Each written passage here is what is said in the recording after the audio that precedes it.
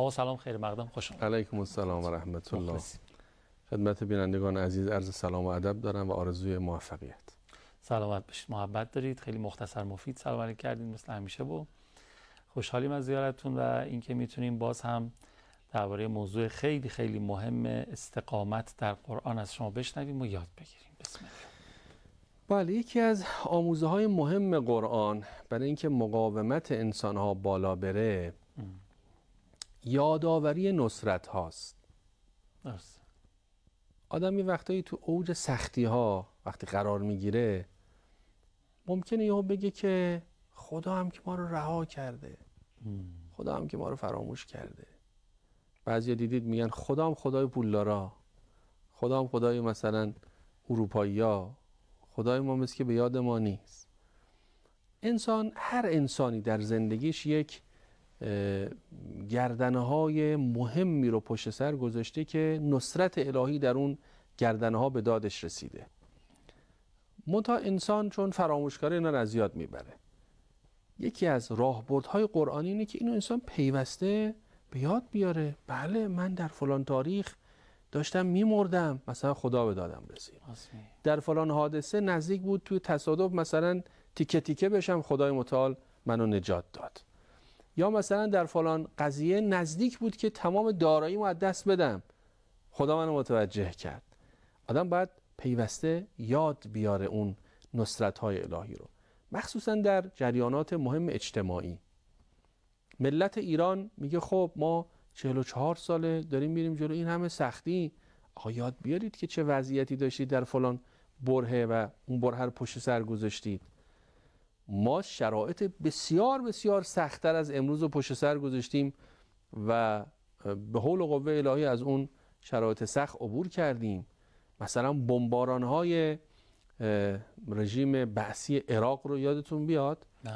هواپیما میومدن تو همین تهران، هوای عراقی، ما هم تو نگاه میکردیم، میومدن بمب مینداختن میرفتن. من یه دونه موشک زرد رنگو قشنگ تو ذهنم ثبت شده، قشنگ دیدم از بالا سرم رد شد. خب این صحنه‌ها رو ما پشت سر گذاشتیم. امروز ما یک قدرتی پیدا کردیم که هواپیمای دشمن از فرسنگ‌ها دورتر بلند میشه، رادارهای ما رو شناسایی میکنه و میتونیم با موشک‌های زمین و هوا بلافاصله اون هواپیما رو در همون پایگاهی که از اونجا میخواد حرکت بکنه ساقط بکنیم. موشک‌هایی داره امروز جمهوری اسلامی که میتونه نقطه زن هست. این موشک‌ها با فاصله کمتر از مثلا 1 متر یا حتی کمتر دقیقاً در اون نقطه‌ای که باید دشمن رو مورد هدف قرار بده این کار انجام بده. زیردریایی‌هایی ما داریم که از زیر آب میتونه شه.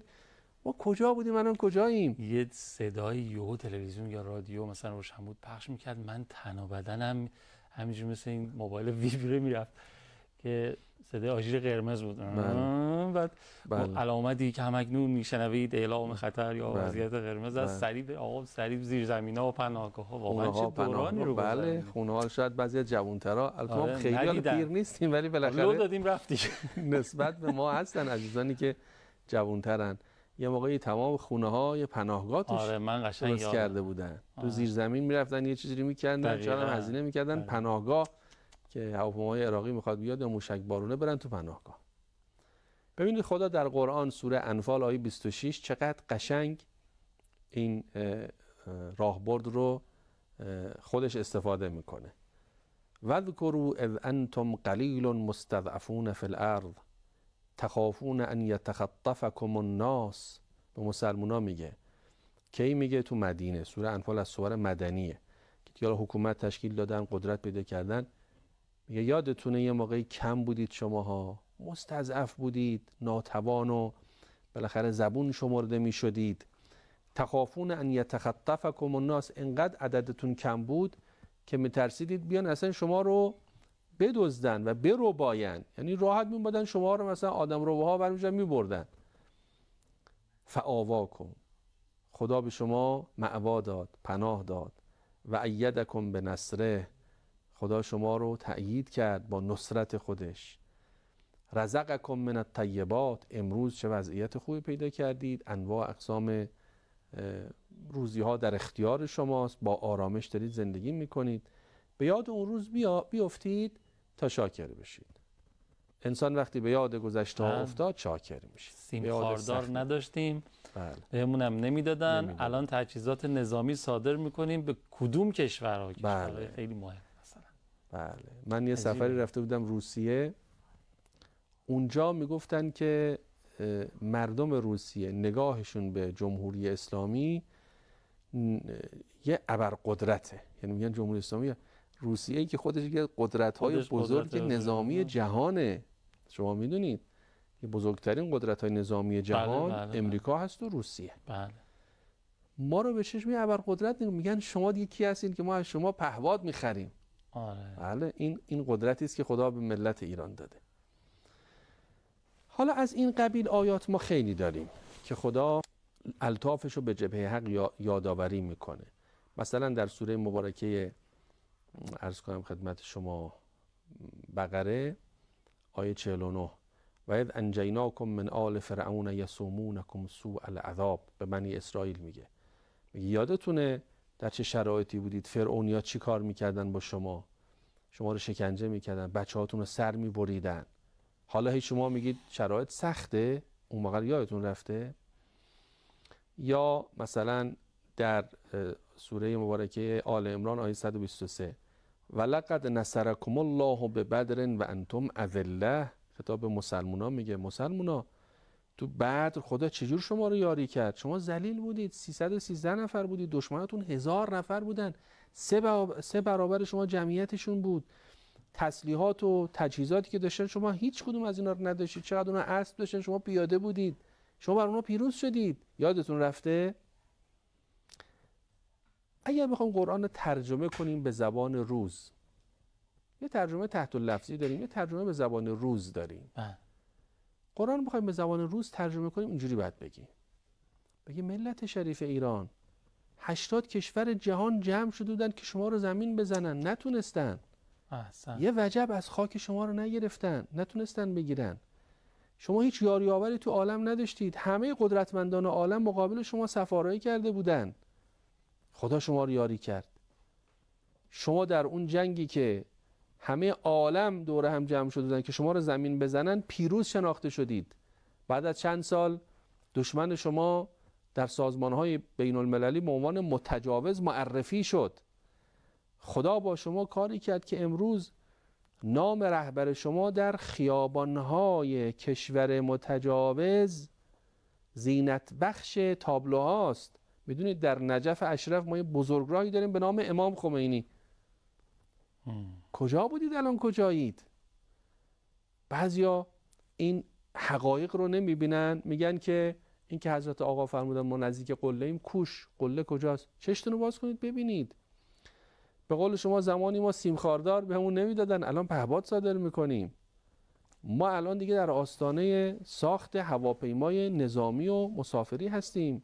هواپیمای مسافری دیگه در آخرین مراحلشه که شاید همین ماها یا شاید سال بعد هواپیماهای مسافری خود ایران در آسمان کشورمون پرواز بکنه. کشوری که تحریم بوده، کشوری که ساده ترین قطعه های تجهیزات مورد نیاز حالا صنعتی رو بهش نمیدادن، امروز صادر کننده خودرو هست. میدونید بعضی از خودروهای ما به کشورهای مختلف جهان داره صادر میشه.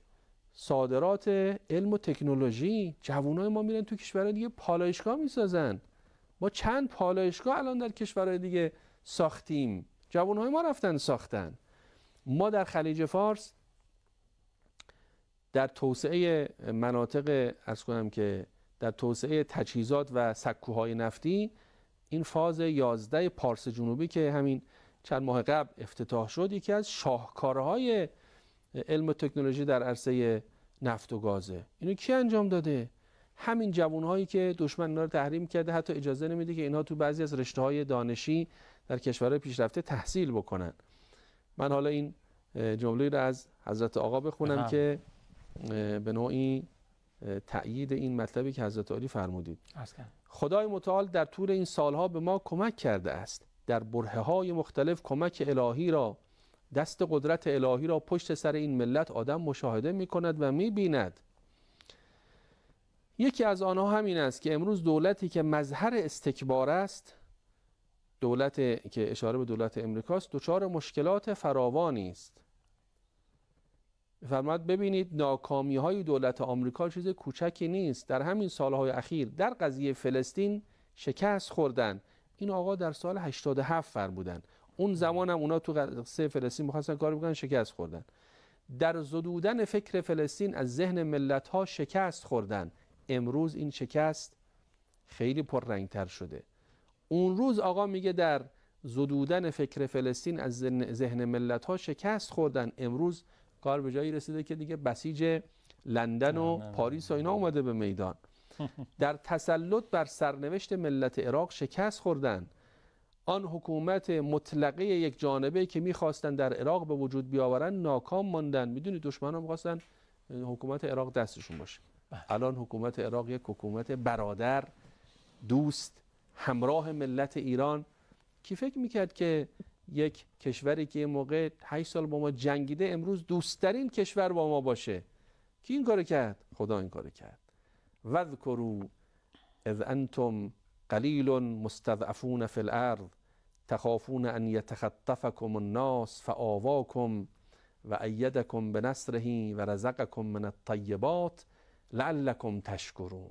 یاد بیارید اون روزی که شما ناتوان بودید، میترسیدید از دشمنتون، خدا به شما قدرت داد، خدا به شما پناه داد، خدا شما رو با نصرت خودش یاری کرد، الحمدلله، به شما روزی‌های مختلف رو ارزانی داشت. یاد اون موقع بیفتید شاکر میشی. الحمدلله رب العالمین. الحمدلله رب العالمین. خیلی هم عالی. دست شما درد نکنه. به نظرم بد نیستی که از همین آیات رو با هم دیگه مرور بکنیم. بله، سوره انفال آیه 26 رو با هم دیگه مرور کنیم و برگردیم ادامه فرمایشات حاج عزیز رو بشنویم. بسم الله. اللهم صل علی محمد و آل محمد و عجل فرجهم. من داشتم توی این خلال پخش این آیه هم به این فکر می‌کردم و فرمایشات حاج آقا که این که فرمودین 80 کشور دنیا با ما جنگیدن و ما 8 سال دفاع مقدس داشتیم و تا حالا انواع اقسام فشارها و تحریم‌ها و اینا هر کاری از دستشون می‌اومده کردن، ما یه وجب از سرزمینمون ندادیم. یه قیاس کوچولوی ریزی هم بشه با قبل انقلاب خوبه که هر چی ما داشتیم دادن، دو دستی تقدیم کردن، چقدر از مرزهای کشورمون دادن و تقدیم کردن، اونم نه به 80 کشور دنیا و 1-2 تا کشور دنیا، و ما با این همه جنگ و تحریم اینا رو تونستیم حفظ بکنیم و مردم البته استقامت ورزیدن. الحمدلله. خدا رحمت کنه سردار دلها شهید قاسم سلیمانی. اولین موزه دفاع مقدس رو در کرمان ایشون احداث کرده که من توصیه میکنم عزیزانی که سفری به کرمان دارن 2 جا رو حتما برن ببینن. یکی مزار این مرد بزرگ که خودش تبدیل به یه حرمی شده اصلا. فوق‌العاده است. شبانه روز مردم میان برای زیارت این مرد آسمانی. دوم اون موزه دفاع مقدسی که سردار دلها در کرمان ایجاد کرده. یکی از چیزایی که اونجا همون ابتدای موزه گذاشته، نقشه ایران رو در حدود 200 سال قبل روی تابلو بزرگی گذاشتن. نقشه ایران رو در اول انقلاب و نقشه ایران در دوران کنونی. شما کاملا مشاهده میکنید که از 200 سال قبل مساحت ایران 2 برابر امروز بوده و هر چی گذشته هی کوچیک شده. در هر مناسبتی، به هر بهانه‌ای، این پادشاهان زبون و ذلیل ایران که بر این مردم مسلمان مظلوم حکومت میکردن یه تیکه از خاک ایران رو دادن رفته. کی این خاک ایران رو داده رفته؟ امروز نصف شده ایران. اما از روز اولی که انقلاب شد و کار دست مردم افتاد، مردم خودشون از کشور خودشون حراست کردن، تا به امروز یک وجب از خاک ما رو کسان. الحمدلله. این همینی که به یاد اون گذشته بیفتید شاکر میشید. الحمدلله که خدا چه قدرتی به ما عطا کرد. امیرالمومنین سلام الله علیه در نهج البلاغه بیانی دارن که شبیه همین مطالبی که عرض شد. میفرماد که ولقد کنا مع رسول الله نقتل آباءنا و ابناءنا و اخواننا و اعمامنا. ما در رکاب پیغمبر جهاد میکردیم، گاهی خویشاوندان خودمون رو در جنگ میکشتیم. اونا کفار بودن، مقابل ما قرار میگرفتن. فما یزیدنا ذلک الا ایمانا و تسلیما. این مسئله جز ایمان و تسلیم بر ما نیفزود. و مضیا علی اللقم و صبرا علی مضض الالم. این موجب شکیبایی بر سوزش این دردها و حرکت در راه راست بود و ما بیشتر استقامت ورزیدیم. ولقد کان الرجل منا و الاخر من عدونا یتساولان تساول الفحلین یتخالصان انفسهما. گاهی یکی از ما در برابر دشمن خودش مثل دو تا شیر نر با هم درگیر می شدن و در صدد گرفتن جان یکدیگر بودند که ببینن کدام یک از این دو می تواند دیگری را به کام مرگ ببرد. این شرایط سخت رو ما پشت سر گذاشتیم. فمرة لنا من عدونا، یه وقتا ما پیروز می شدیم، مرة لعدونا منا، یه وقتا دشمن ما پیروز می شد. اینجوری ما جهاد کردیم. فلما رأى الله عز وجل صدقنا انزل بعدونا الکبت. وقتی خدا صداقت ما رو دید، دشمن ما رو منکوب کرد. و انزل علینا النصر، پیروزی رو بر ما فرو فرستاد. حتی استقر الاسلام ملقیا جرانه، تا کار به جایی رسید که اسلام استقرار پیدا کرد و اسلام مثل شتری که برای استراحت بر روی زمین می نشینه و استقرار پیدا میکنه، اسلام استقرار پیدا کرد. و متبوعا اوطانه ولعمری لو کنا نأتی ما اتیتم. میگه اگر ما میخواستیم مثل شماها زندگی بکنیم، ما قام للدین عمودان، هیچ ستونی از ستونهای دین برافراشته نمیشد. ولخضر للایمان عودان، اصلا هیچ شاخه از شاخه های ایمان سبز نمیشد. و ایم الله لتحتلبنها دما ولتتبعنها ندما. به خدا قسم با این وضعی که دارید، به جای اینکه شیر بدوشید خون میدوشید و به دنبالش دچار ندامت میشید. این فرمایش امیرالمومنین. برای این گفتم که بدانیم سختی ها رو باید کشید تا به آسایش دست پیدا کرد. بله. و انسان وقتی با آسایش دست پیدا کرد، به یاد اون لحظات بیفتد که خدا چگونه عنایت کرد. اون سختی ها رو از یاد نبرد. زمان جنگ رو از یاد نبریم، پیتای نفت رو از یاد نبریم. عرض کنم که حتی بعضی جاها آب رو باید دبه دبه میرفتیم میخریدیم میآوردیم. صفهای مختلف در همه چیز، قند و شکر و نمیدونم روغن و اینا رو از یاد نبریم. امروز الحمدلله وفور نعمت. امروز شرایط ما با اون زمان اصلا قابل مقایسه نیست. توسعه‌ای که در شهرها در روستاهای ما اتفاق افتاده، امروز قریب به اتفاق شهرها و روستاهای ما از نعمت گاز برخوردارند. تمام کشور ما از این نعمت، میدونید هیچ کشوری در جهان به اندازه ما توسعه گازرسانی نداره. ما در گازرسانی اولیم تو جهان.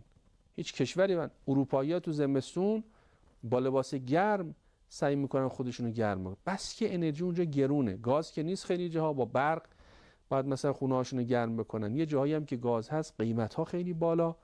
این نعمتی که ما در ایران داریم و سایر نعمت‌هایی که الحمدلله هست، نعمت‌های ارزشمندی است. من فکر می‌کنم یکی از چیزهایی که به همین سلحشوران و شجاعان و پهلوانان و قهرمانان و مجاهدان مقاوم فلسطین و جای مختلف که در حال مقاومت هستن، حالا این روزا بیشتر غزه و فلسطین مطرحه، به اونا امید میده اتفاقا مرور همین وقایع انقلاب اسلامیه. یعنی اونا میبینن و یادشون هست و مرور میکنن وقتی میبینن که این همه حجم علیه ایران، اما استقامت مردم ایران جواب داد و اینقدر رشد کرد و به این بالندگی رسید. خب این یک امیدی است برای اونها، یعنی عمل به همین آیات. همینطوره. یا آیه دیگه هم عرض کنم و دیگه عرض خاتمه بدم که اونم وقت رو به اتمام. بله. ذالک بان الله مولا الذین آمنوا و ان الکافرین لا مولا لهم. رهبر انقلاب فرمود که قدرت خدا پشت سر آدم‌های تنبل نمی آید، پشت سر ملت‌هایی که حاضر نیستن فداکاری کنن نمی آید. قدرت خدا پشت سر آن کسانی می آید که وارد میدان میشوند، حرکت میکنن، تلاش میکنن، خودشان را برای همه کار آماده میکنن. اینها متکیان به قدرت الهی. ذالک بان الله مولا الذین آمنوا. خدا مولای شماست شما مولایی دارید که همه عالم وجود تحت قدرت اوست. این مولای شماست و کافران چنین مولایی ندارند. الحمدلله رب العالمین. یه چیزی هم تو ذهن منه، یه پزشکان متخصصین یه اونا هم این حرف رو تایید میکنن، این حرف رو میگن که خدا سیستم بدن رو جوری طراحی کرده، خب یه نقصی یه جایی وارد میشه، مثلا شما یه گوشتون رو که از دست میدین قدرت شنوایی این بیشتر میشه، این یکی شما مثلا یه بخشی از بدنتون از بقیه این پیکره دست به دست هم میدن که اون نقصه رو جبران بکنن، اون خلأ رو یه جورایی بپوشونن و تقویت میشه اون. مثلا کسی بیناییشو از دست میده، حس بویایی و شنواییش خیلی و عجیب و غریب رشد پیدا میکنه. به نظرم اگه مسلمانان رو یک پیکره در نظر بگیریم، چون برای آدمایی که این روزا خیلی ناامید میشن میگن آقا تنهاییم، خیلی هاشون کاراشون انجام نمیدن و اینا دوچار نقصی شدن، پیکره اسلام نقص عضو پیدا کرده به اصطلاح چند از کشورها و اینا دیگه، پس فاتحه همیشه خونده است. نه، همونجوری که پیکره بدن این اتفاق براش میفته، پیکره جامعه اسلامی هم ممکنه یه جایش نقص عضوی داشته باشه، اما اون جایی که کار میکنن جبران میکنن. حالا همین که مملکت خودمون، انقلاب خودمون، همین مقاومت حزب الله لبنان و نمیدونم فلسطین و جاهایی که هست و یمن عزیز و شجاع، اینا دارن کمکاری و خلل و نقص عضو جای دیگه هم جبران. اینجوریه؟ همینطوره. بله بالاخره خدای متعال نمیگذاره که پرچم به زمین بمونه. و حالا اگه بخوام یه تشبیه بکنم، چون من عرف نفسه فقط عرف ربه. ببینید ما یک روحی داریم که این روح مسلط بر همه اعضا و جوارح. یه عضوی که کمکاری میکنه عضو دیگر رو فعال میکنه. چون این جسم نباید زمین بخوره دیگه. عالم هم یه روحی داره که روح عالم خدای متعاله. خدای متعال داره مدیریت میکنه جبهه انبیا رو و جبهه حق رو. یه گوشش که زمین میخواد، یه گوشه دیگر بالا میاره که این پرچم زمین نمونه. خیلی ممنون. سلامت. دست شما درد نکنه، خیلی استفاده کردیم مثل همیشه از فرمایشات شما. یه ویژگی خاصی هم که آقای حاج ابوالقاسم عزیز نازنین دارن که فرمودن دولابیش هم بگین، آقای حاج ابوالقاسم دولابی عزیز، اینی که قرآن رو در سینه دارن، حافظ کل قرآن کریم هست.